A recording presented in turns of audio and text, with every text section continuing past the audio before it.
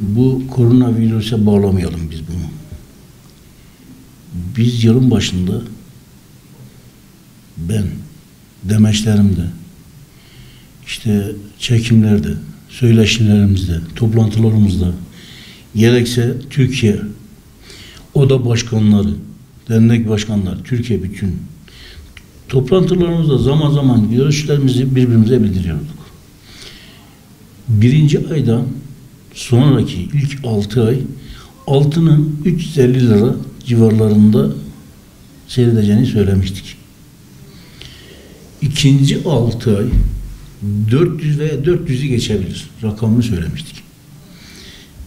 Koronavirüs bize bir bahane olmasın. Tamam, var, etkisi var. Dünya ekonomisine şey var, etkisi var. Ama biz o gün görüyorduk altının buraya. Çünkü dünya ekonomisinde bir şeylik vardı. Yani bir tek Türkiye'de değil bu olay. Biliyorsunuz, dünya ekonomisi altın rezervi üzerine basım yapar parasını. Yani bizler için kağıt değeri yoktur. Dünyanın değeri altındır. Rezerviniz varsa, yani sizin işte ambarınızda tahıl gibi varsa, tahılınız varsa o kışı rahat geçirirsiniz. Sizin de rezerviniz varsa, birikiminiz varsa, işte efendim sizin darphanenizde, sizin işte merkez bankanızda altınız varsa ona göre para basarsınız. Dünya ekonomisi budur. Şimdi biz o gün dünyanın ekonomisinin biraz bozuk olduğunu diyorduk, konuşuyorduk, söyleşilerimizde söylüyorduk. Bu işte geldi yerine oturdu ama biraz da erken oldu. Virüsten dolayı. Ne oldu? Virüs dünyayı da kilitledi. Dünya ekonomisi kilitledi. İşte insanların alışverişlerini, insanların ekonomilerini, devletlerin mekanizmasının çalışmaması, işte bir yerde tıkanması, dişlerin dönmemesi erken getirdi bu altının yükselişini. Yoksa virüsle alakamız yok bizim. Yani virüsle alakalı bir yükseliş değildir. Altın yatırımcılarına biz her zaman sesleniyorduk. Her zaman seslenizde bulunuyorduk. Diyorduk ki sakın ola ki yastık altı veya elinizdeki altın madenin değerini bilin, çok değerlenecek ve yükselecek. Yüzünüzü güldürecek. Yani altın yatırımcısının yüzünü güldürecek. İyi bir tarihtedir.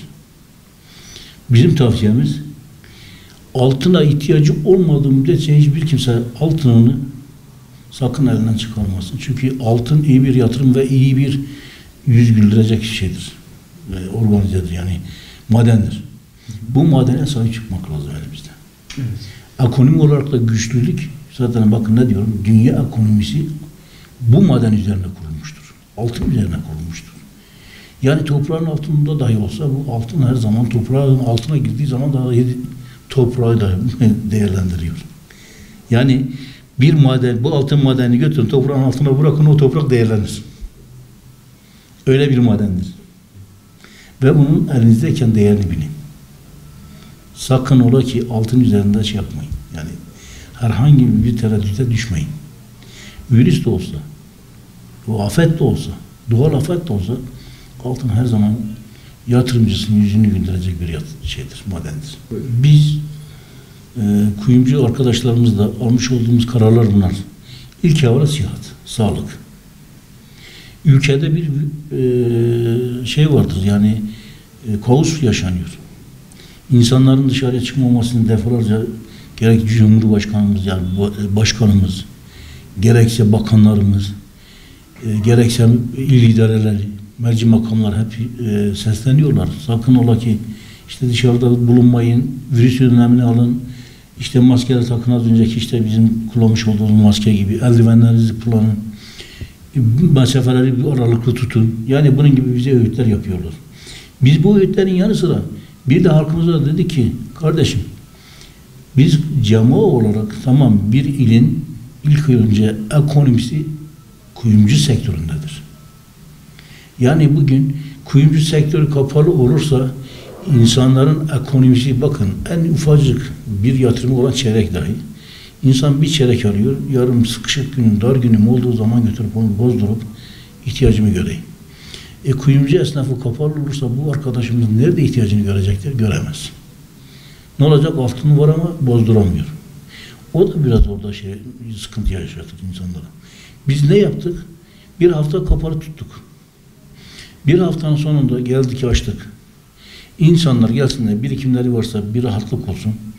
Bir gün açtık, insanların ihtiyaçlarını giderdik.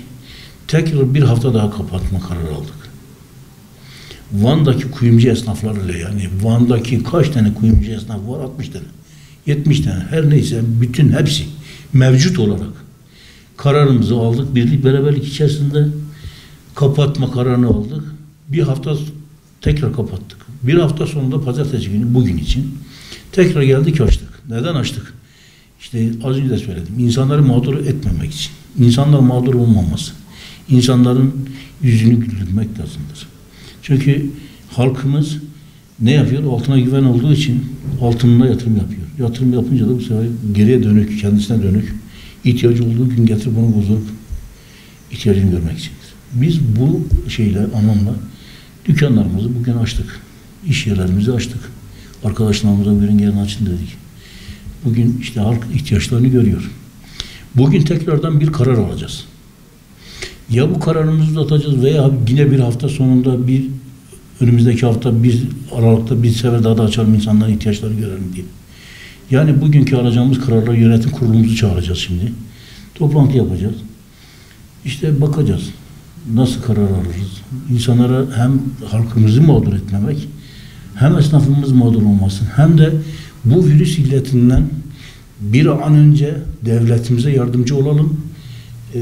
Bunu kapımızdan bir an önce hepimiz virüs denen illete sahip olmadan defnetmektir bizim. Yani ülkemizin dışına çıkarmaktır meselemiz. Bu ülke meselesidir. Bizim tek değil. Van'ın değil. Yani bakın biz burada Van için ne gerekirse yaparız. Elimizi taşın altına bırakırız. Sivil toplum kurum başkanlarımızla beraber, birlik beraberlik içerisinde Van için ne gerekiyorsa, idarecilerimizle, gerekse yönetimlerimizle, siyasilerimizle beraber kim varsa beraber hareket ediyoruz ve edeceğiz de. Bugün birlik beraberlik günümüzdür. Sayın Başbakanımız da diyor, biz Türkiye için varız. Biz Türkiye'de birliğiz, beraberiz. Ve bugün birlik beraberliğimiz günüdür. Kalpazanlar zaten kendilerini çok iyi yetiştiriyorlar. Profesyoneller olmuşlar artık bu insanlar. Muhakkak ki insanların zayıf yerinden veyahut da bir zayıfiyetini bulur, oradan yararlanılır. Ben de altın yatırımcısına bu tavsiyede bulunurum. Güvendiğiniz kuyumcu veyahut da tanıdığınız kuyumcu, devamlı alışveriş yapmış olduğunuz kuyumcuyla alışverişinizi yapın. Alışverişinizin sonunda en azından kartının arkasına dahi ne almış olduğunuzu yazdırsanız daha iyi olur. Yani efendim geldiniz bizim firmamıza. Bizden alışveriş yaptınız. Ne aldınızsa oraya kartın arkasına bir not yazdırırsanız ben bu kadar gram veyahut da bu ürünü falan firma olarak verdim, arkadaşa sattım diye bir kart alırsanız, bir kart olmaz dahi yeterlidir. Çünkü neden? Biliyorsunuz, malum biz bu mesleki kurumumuzda o kadar şeyleri görüyoruz. Halen de daha biz bu kalpazanlar da bizi de aldatıyorlar. Yani bakın biz bu kadar. Benim tam 54 yıllık kuyumculuk hayatım var. Evet. 1978'de vergi mükellefiyim. 54 yıldır ben kuyumcu sektöründe olduğum halde ben bile zaman zaman kendim bile aldanma durumuna geliyorum. Yani kalpazanlar kendilerini o kadar yetiştiriyorlar ki bizi bile aldatma durumuna geliyorlar.